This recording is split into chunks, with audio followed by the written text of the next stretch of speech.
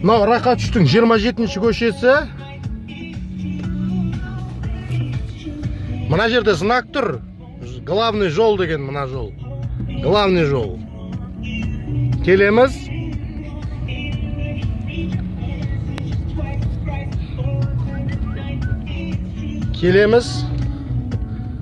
Оңға қарай бұрыламыз.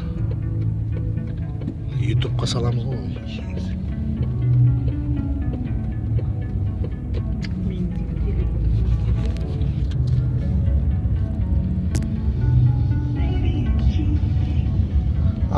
Мына жол, ана жолға жол беру керек негізі. Ана жол, жаңағы жол, главный жол.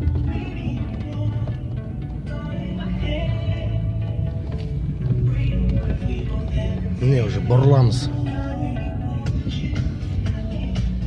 Бұл знакты қалай қойғанын түсінбедік.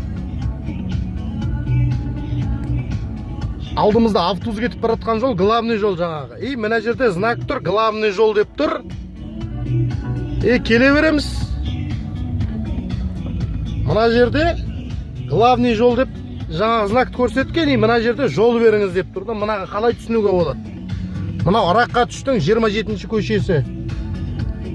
Мен мына жақта машина келе жатырмын. Менің жолым үлкен ба, әлде мынаның жолы үлкен ба? Соны құзырлы органдар қарамас па екен мұны? Міне УАЗ келе жатыр мына жақта. Мен соған жол беруім керек. Бірақ ана жерде үлкен жол деп мынаны көрсетіп қойған. Ана жақта да үлкен жол, мына жақта да үлкен жол. Авария осыдан болады. Міне уже мына жақта да знак тұр. Міне уже кіші жолда келе жатырмын. Мына жерде главный жол деп көрсеткен тағы знак тұр.